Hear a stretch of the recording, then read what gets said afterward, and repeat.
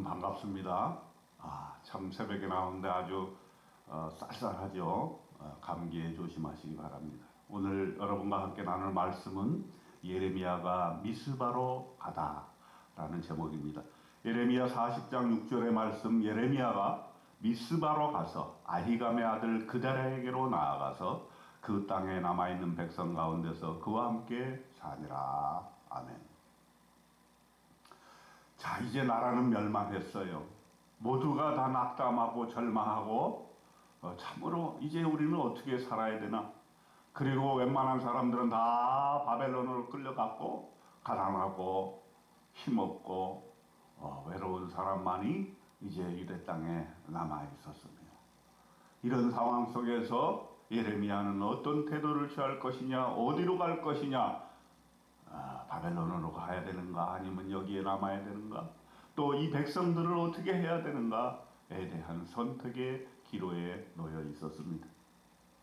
여러분, 우리가 정말 절망 가운데 있을 때 어떻게 한 줄기 빛이라도 휘어잡고 다시 희망의 싹을 키워갈 것인가, 이것은 우리의 인생에서 매우 중요한 일입니다.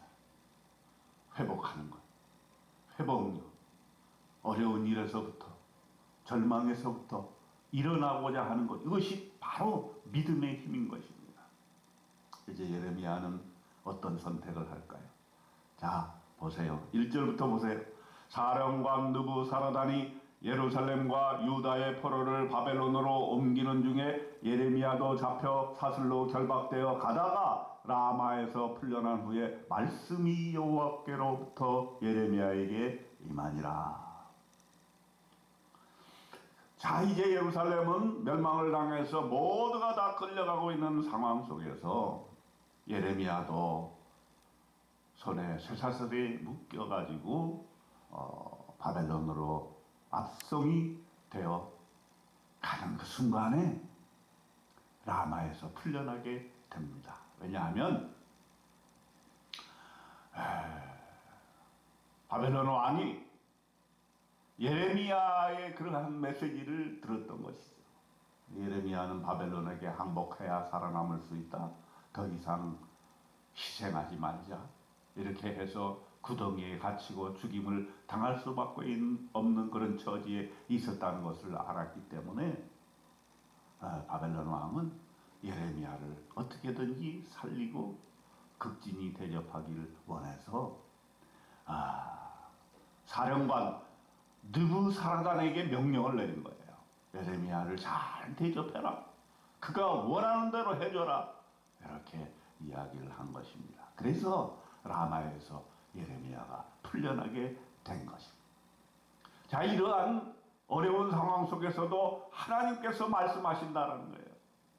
여러분, 우리는 어떤 상황에서도 하나님의 말씀을 휘어잡아야 됩니다. 여러분, 교회에서만 하나님의 말씀이 내려오는 것 아니고 기도할 때만 하나님의 말씀이 내려오는 것이 아니라 우리의 고난 중에 하나님께서 말씀하시는 것입니다.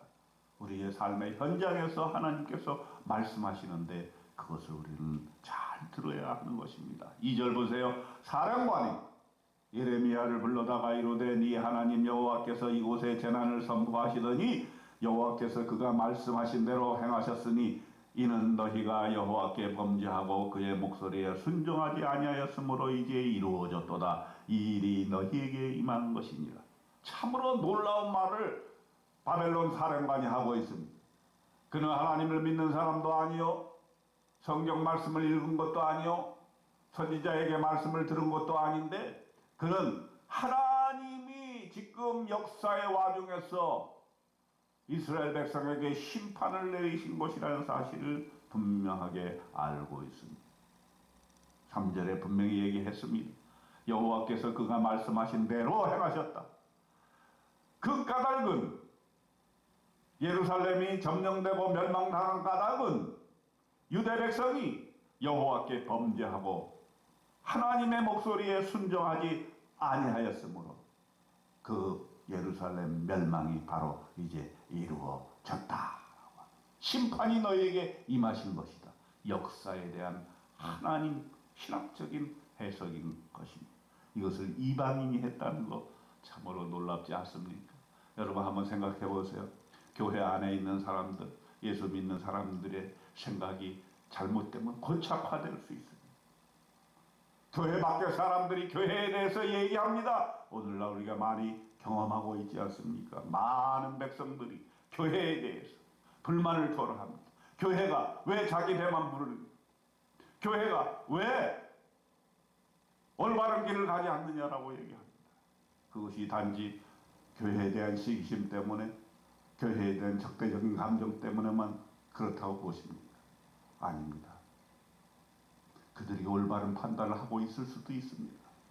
우리도 모르게 우리만 잘 먹고 잘 살자, 배부르게 하자, 우리만 잘 믿고 손을 안으로 굽혀서 우리만 움켜쥐고 하나님께 축복받고 우리만 신앙생활 잘하면서 잘 살면 된다라고 생각했을 수 있습니다. 그러나 정말 그렇습니까? 하나님의 뜻은 교회 밖의 사람들, 3대 관심사, 고아와 과부와 외인들을 섬기는 것이 바로 우리 믿는 사람들의 해야 될 일이고 교회가 해야 될 일이라는 사실을 알아야 됩니다. 여러분, 이방 사람들이, 교회 밖의 사람들이, 예수 안 믿는 사람들이, 교회 안 다니는 사람들이 우리에 대해서 평가할 때 우리는 그것을 귀담아 듣고 반성하고 성찰의 기회로 삼아야 되는 것입니다.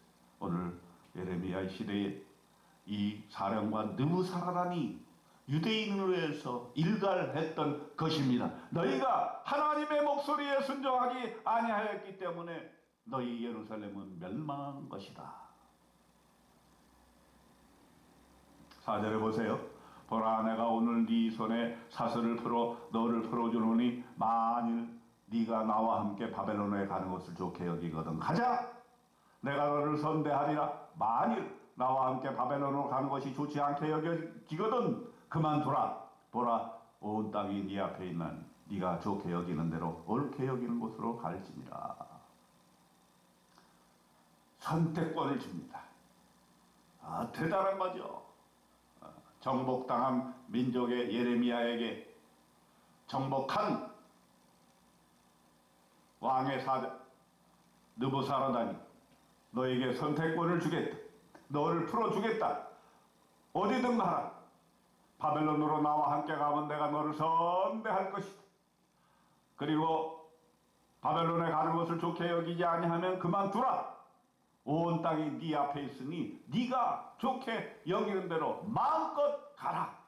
이렇게 선택권을 줍니다. 예레미야는 과연 어느 것을 선택했을까요? 5절에 보세요.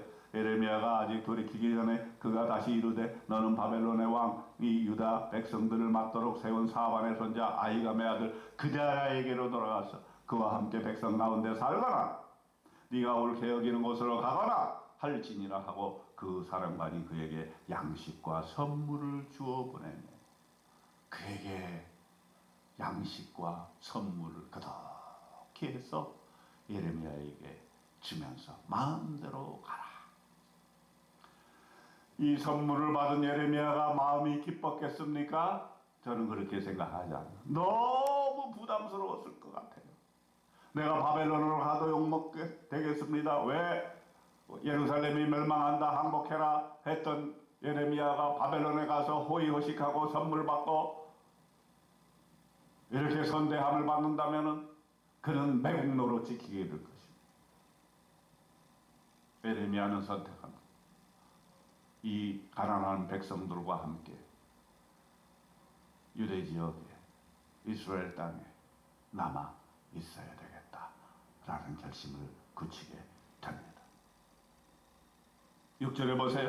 예레미야가 미스바로 가서 아히감의 아들 그다랴에게로 나아가서 그 땅에 남아있는 백성 가운데서 그와 함께 사니라.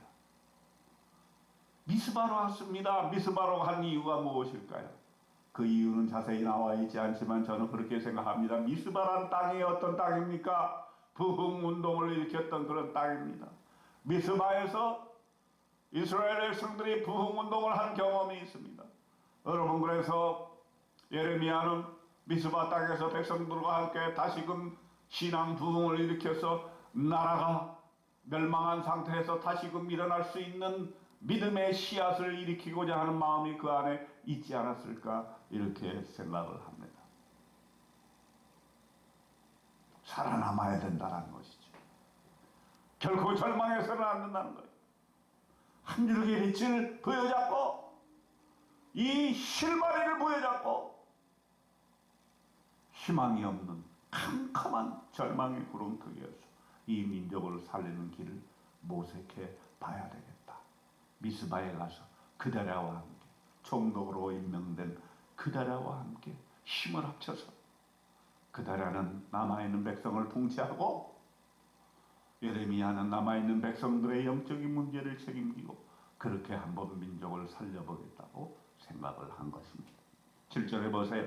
들에 있는 모든 지휘관과 그 부하들이 바벨론의 왕의 아히감이 아들 그다랴에게 그 땅을 맡기고 남녀와 유아와 바벨론으로 잡혀가지 아니한 빈민을 그에게 위임하였다 함을 듣고 그들 곧 느다랴의 아들 이스마엘과 가레야의 두 아들 요하난과 요나단과 단후메스의 아들 스라야와 느도바 사람 에베의 아들들과 마가 사람들의 아들 여사냐와 그들의 사람들이 미스바로 가서 그다랴에게 이르니 사반의 선자 아히감의 아들 그다랴가 그들과 그들의 사람들에게 맹세하며 이르되 너희는 갈대아 사람 섬기기를 두려워하지 말고 이 땅에 살면서 바벨론의 왕을 섬기라. 그리하면 너희에게 유익하리라. 그다랴는 총독으로 임명받으면서 이제 우리가 살 길은 바벨론에 대항하는 것이 아니라 이제 우리의 삶을 영위하고 바벨론 왕을 섬기는 것을 두려워하지 말고 이 땅에 살아남아서 왕을 섬기고 그렇게 함으로써 너희에게도 유익하고 훗날을 도모하는 그러한 일이 될 것이다. 그래서 10절에 결론적으로 이렇게 합니다. 보라! 나는 미스바에 살면서 우리에게로 오는 갈대아 사람을 섬기리니 너희는 포도주와 여름 과일과 기름을 모아 그릇에 저장하고 너희가 얻은 성읍들에 살라 하니라. 무엇입니까? 굴욕을 견디면서 바벨론 왕을 섬기는 굴욕을 견디면서 이제는 살아남는 것이 중요하다라고 하는 것입니다. 여러분, 절망의 구렁텅이에서 우리가 해야 될 일은 뭡니까?